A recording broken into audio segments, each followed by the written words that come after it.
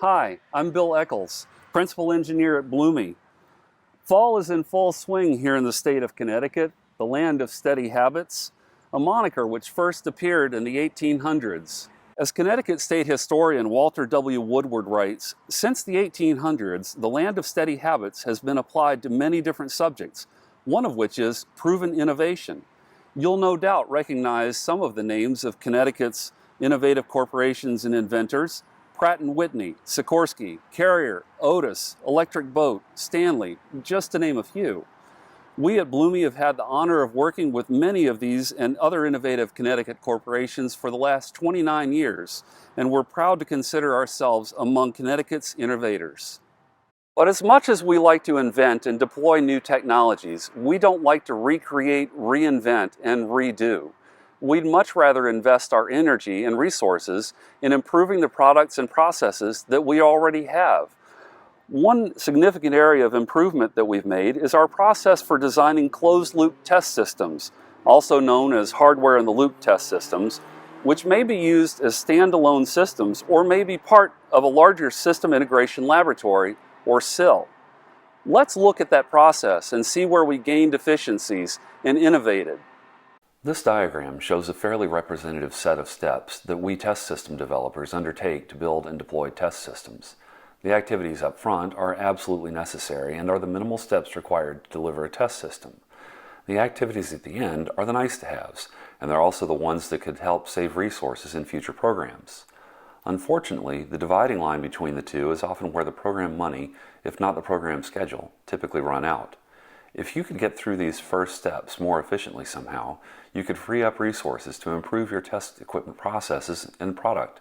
You could automate testing, create common architecture, maybe even carry these test systems through into production. Unfortunately, these first steps take a considerable amount of time and effort. Worse, we tend to do them over and over, typically starting with a clean sheet each time, reinventing the wheel, as it were. When I've used this diagram before, I'm usually focused on the SLSC hardware solution, which does, to a large extent, help commoditize and accelerate the left end of the process by leaving you with more time or money to do the nice-to-haves. However, at Bloomy, we've discovered that the hardware is only a piece of the puzzle. It really only addresses the assemble and wire step. Though there's a great solution in the SLSC platform for this step, these other steps take a significant amount of time and money. And so we realized as we designed and built our customers' test equipment that we were doing the same things that we were preaching against, in essence reinventing the wheel with each new test system. While our customers find it useful to offload their valuable engineers so that they can do specialized development work, we were left using our valuable engineers doing these steps that they had avoided.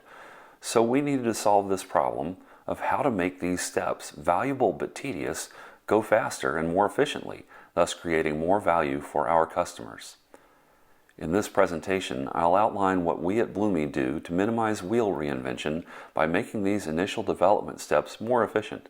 You may already be using some, if not all, of these techniques.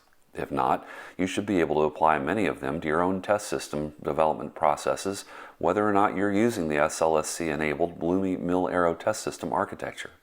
So let's dig right in and discover the techniques that Bloomy uses to help us and our customers create test equipment more efficiently. In this presentation, I will be discussing 6 key methods we use to enhance our system development process. The first of these is to use a customer-facing design library. Our second technique is to create libraries that are used for electrical and mechanical documentation of systems. Thirdly, we use modular COTS hardware, and we also use scripts to generate system configurations, acceptance test procedures, ATP scripts, self-tests scripts, and so forth. Fifth, we use 100% self-test coverage to enhance the system checkout process. These methods allow us to apply the Agile design principles that we've used in our 29 years of software development to our system development, another technique which benefits both us and our customers. I'll start at the top with the customer-facing design library, or, as we like to call it, the system playbook. It's the most beneficial for enhancing communications between our customers and our designers. Let's see what the playbook looks like and what it does for us. What is the playbook? Simply, the playbook lists all of the signal types which are standard that is, signal types we've found on multiple systems. Just like the playbooks used for various sports, it shows each person involved in the system, whether they're the customer, system designer, project manager, or software engineer, exactly what will be provided to the customer and how it will be implemented. As you can see, each section of the playbook consists of a single I/O type and its specifications, here a 10-volt analog input, and shows a representational schematic of how it's implemented in the system, as well as the software parameters which connect to the input. Lastly, it shows the switching needed to use it and the information necessary to perform successful self-test of the system. What isn't shown in the playbook is the actual software code, in this case a test stand script, though it is described by the plain text description at the end of the signal type. Each of these signal types has been validated. That is, we've used it before and we know how it works, and it works as described. The next time we use it, we don't need to write a new test script. We already have it done, and we know it's bug-free and meets the requirements in the specs. It sounds rather harsh to think of this as conforming your customer, but by providing the playbook to our customers, that's exactly what we're doing. And the benefits are real and substantial. We not only end up speaking the same language, but we also provide them with an education about what the test system can and can't do. It also bounds their expectations by showing them what's catalog, off the shelf, hence less expensive, and what's not, so that they don't lean towards over-specifying an interface. When we have the customer's list of I/O and corresponding simulation types, we can generate a very high-fidelity quote based on a preliminary design of the system. And because we typically conform the customer's input to our design process using a spreadsheet in a particular format, we have a very high-quality input to the rest of the design process. The uniformity of specifications gives us the ability to parse the data for automated processing later in the design. The next technique that we employ is a documentation reuse library, not to be confused with the playbook, which shows signals and wires. The documentation reuse library is a concept which has been employed by programmers for their code for decades. We've just applied it to our system hardware. We use reuse libraries for both schematics and mechanical design. In each case, we use a library of components which have been designed and tested so that we don't have to repeatedly redraw the same item. For schematics, we use library features of our electronic design automation software, Altium, and configuration control, as well as a library manager to ensure that our library is controlled and vetted. Unlike most of the drawings we see out in the wild, we design at the connector level. That is, we don't necessarily design for wires unless we absolutely have to. Because we use SLSC, which is designed around cables, we have centered our library design around cables and connectors, P1 and J1, that sort of thing. However, most EDA software doesn't recognize the concept of a cable.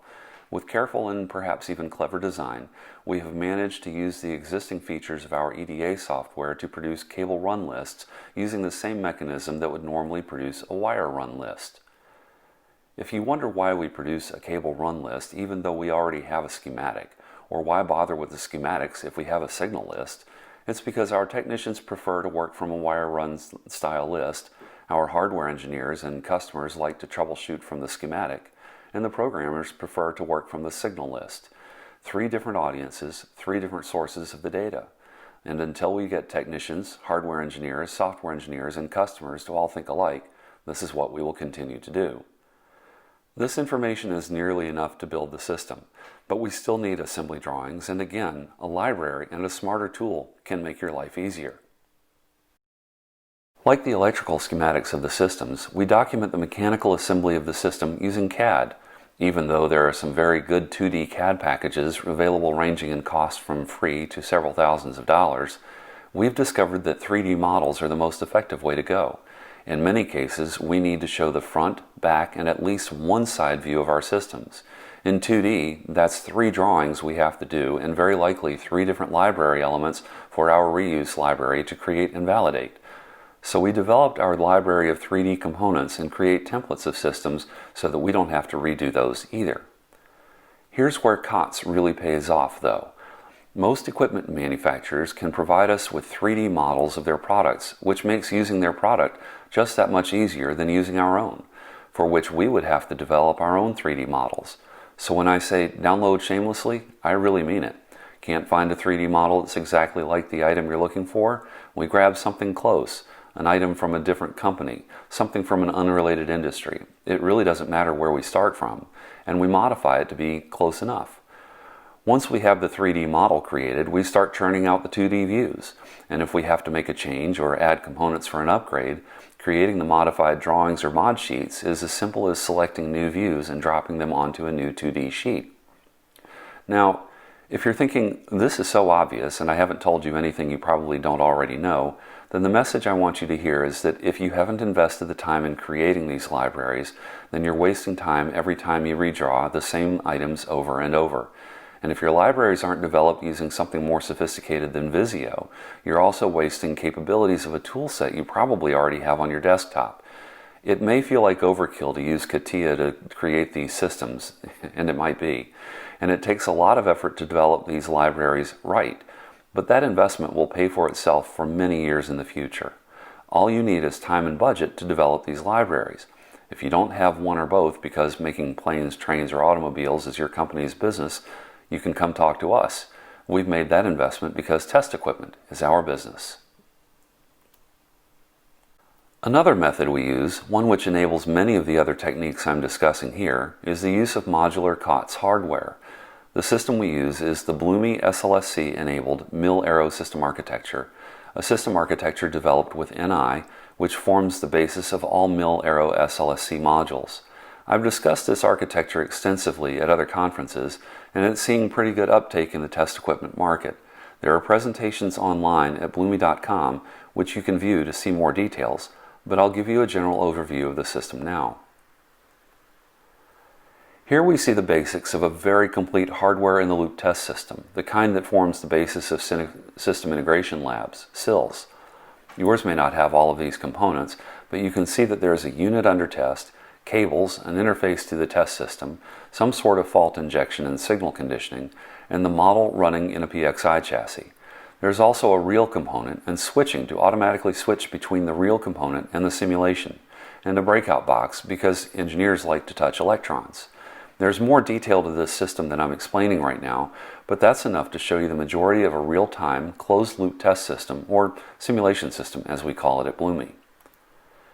In the Bloomy Mil-Aero system architecture, these components are replaced by the same PXI chassis, COTS cables to the signal conditioning and switching solution, the SLSC platform from NI, Bloomy, and others, and COTS cables to the Bloomy through-point interface panel. This system allows design by cable instead of design by wire, so that systems become plug-and-play and construction and troubleshooting cost is significantly reduced.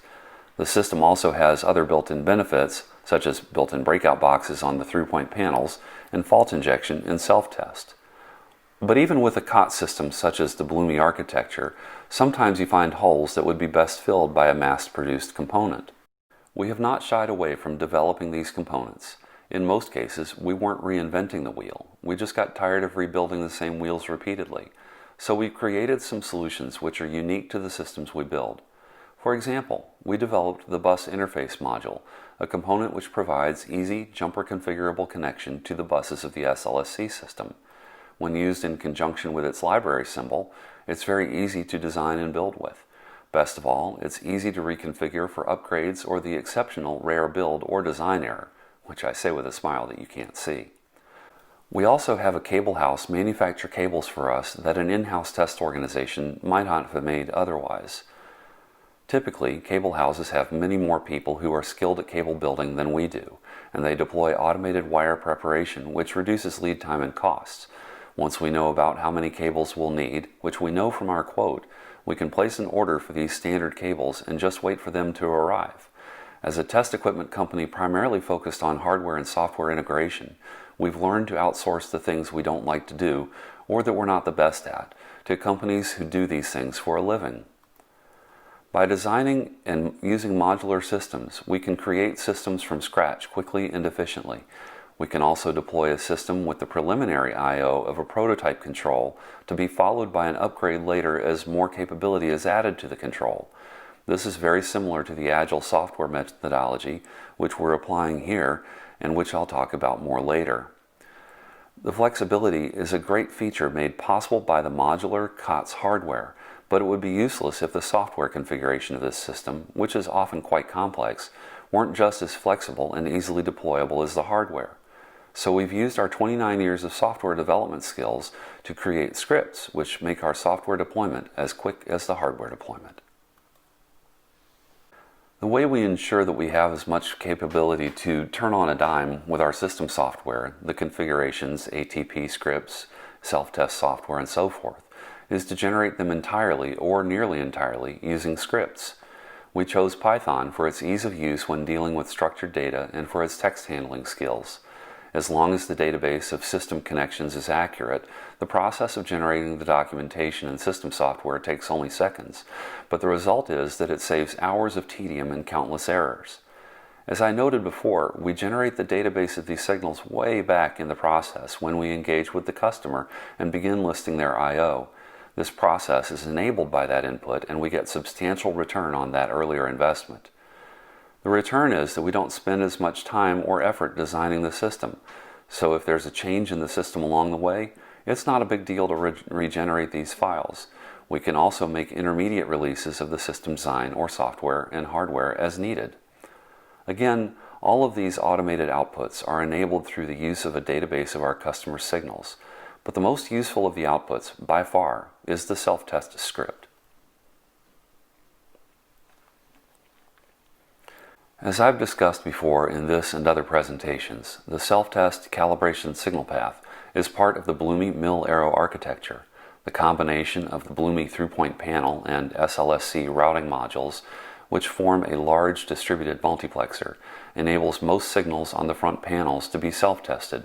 For every output, such as a thermocouple or discrete, there is a corresponding measurement device in an instrumentation chassis. Just like the real-time Veristan PXI chassis, this instrumentation chassis is under the control of a Windows computer, though the instrumentation chassis is non-real-time and often does not contain a CPU. The system controls the routing modules and system simulations as well as the in-system instruments to make a complete measurement. It uses the built-in DMM to measure the outputs of analogs of the real-time system, and it uses the same DMM to measure continuity across discrete outputs of the real-time system. For an input, it may use the System Source Measurement Unit, SMU, to drive analog inputs such as loads, etc., which are read back by the real-time system. In both cases, the system can use a calibrated instrument to propagate calibration to the individual simulation, or it can simply be used to perform self-test of the interface. The only part of the entire system which is not fully checked are the cables to the unit under test. An enormous benefit of self-test is that it speeds the deployment of the system, not only because the system can test itself, but it also aids us as we perform the steps required to do an ATP. We use the same stimulation and input steps of the self-test script to verify that the system meets its performance requirements. It's also a useful tool when we're upgrading a system so that we know what condition it's in before we start. We can run the self-test and verify that the configuration is everything that it should be to be upgradable. Most beneficial, however, is the ability to perform self-test when the customer is first integrating their control or modifying the control software. Being able to show that the test system is performing properly builds the customer's confidence in the test system and helps them progress towards a successful conclusion to their test program much more rapidly. It's also worth mentioning that we deploy the system's self-test capability for systems which are merely I/O servers. Some customers who have significant investments in their organic test software environments may not wish to replace their test scripting engines or their real-time modeling environments. In these cases, the test organization can use a COTS hardware solution like the one I'm describing and gain the benefits of the hardware while preserving the tremendous software investment the company has already made. Let us know if we can help you find an interface which works well between the Bloomy COTS platform and your custom environment. Many, if not all, of the methods we've talked about work together to support a new form of Agile development, Agile System Development. Undoubtedly, you're all familiar with Agile software development, a means of developing software by which releases come fast and furious, each time releasing more and more functionality while simultaneously refining previously released functionality. The method reduces risk and relies on short development cycles called sprint. Until now, it's not been possible to use Agile for system development, but the modular hardware, software tools that we've employed, and libraries of various types that we use makes it possible, though maybe not as often as every 2 weeks.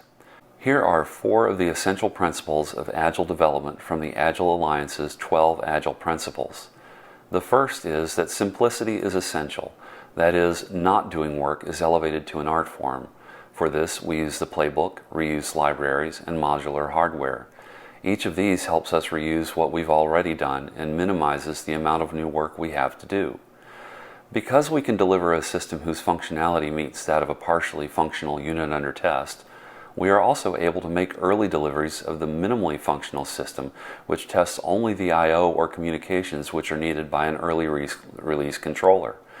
If the customer should happen to have only a processor board ready and not the I/O board, we supply a system which is capable only of the comms which the processor board uses, but which is ready to accept the upgrade to the I/O board when it's ready.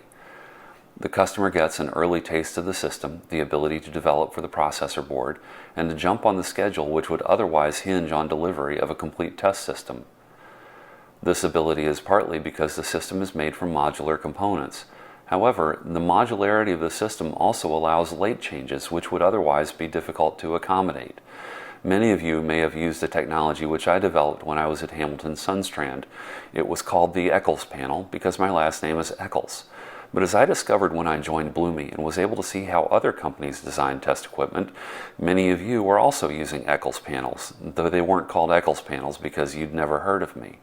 These panels are large monolithic circuit boards which connect the simulation hardware cables on one side and to the unit under test on the other.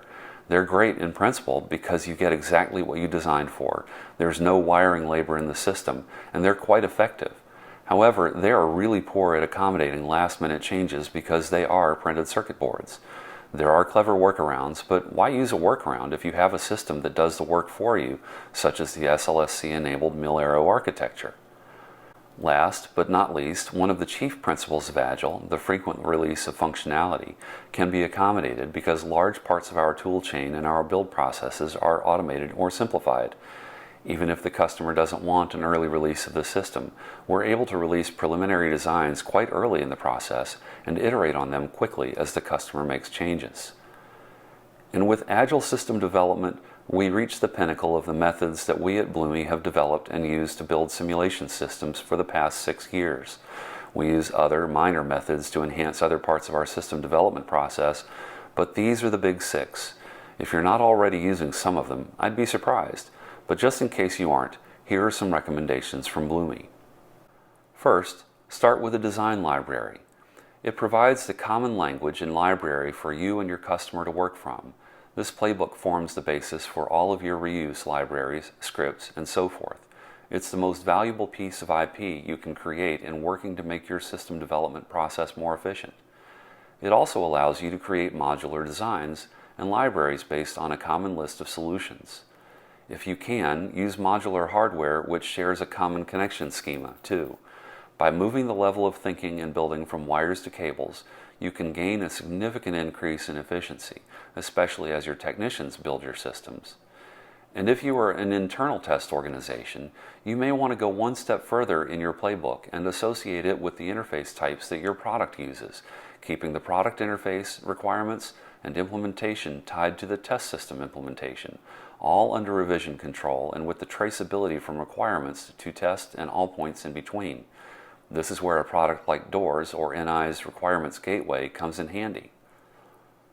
Once you have managed to get your customer to talk the same language as you, and once you can get their data into your format, there's no reason you shouldn't be able to generate scripts to automatically process your system configuration and other files. With a language like Python, which handles XML, the language of configuration for Veristand, and text very well, you should be able to cut hundreds of hours out of your development process. And, last but not least, if you can get management to pay for it, include self-test in your test systems. Of course, all of this development didn't occur overnight. At Bloomy, we've been working with this modular system of hardware and software for the last 6 years and have amassed tens of thousands of hours of experience. The side benefit of all of these hours and experience is that we have been able to determine what activities are the costliest and which need the greatest improvements of efficiency. Your experience will have varied undoubtedly from ours, but if you're looking to enhance your development process, this is the order which we'd suggest you undertake improvements. After we had developed the SLSE platform and the Bloomy Mill-Arrow architecture, we turned our eyes to deploying systems for our customers. Our simulation systems team, which consists of only about 6 people at any one time, turned out about 24 systems in the past 3 years. That's about 4 times the volume of a typical 20 to 25 person test department in a big company. But since our business is test equipment, not trains, planes, or automobiles, though we do have experts in each, we were able to focus our efforts on developing test systems faster than my first industry boss's benchmark. "Bill, it takes the group 9 months to build a test system," he once said. I don't recall that we bettered that benchmark very often. However, at Bloomy, we've been learning where the refinement needs to be made, and the results show. The systems which are flying across your screen are listed in approximate chronological order of development. Some of these systems bested our 9-month benchmark by quite a bit, while others were, shall we say, learning experiences. But you can see that we're getting into development cycles which begin to really demonstrate the power of the methods we're using. We're excited by the progress that we've made and the learning process that went into improving these processes. And as we move into a new 30,000 square foot headquarters building in Connecticut, we're able to build up to 30 of these simulation systems and other types of test systems simultaneously. We'll be happy to let you know when the open house celebration is if you'll drop me a line. It's been a pleasure to present to you the 6 key techniques that we use at Bloomy in development of our test systems. I hope that you'll be able to use some of them in your own work. Please reach out anytime. We'd love to hear more about your applications and answer any questions that you have.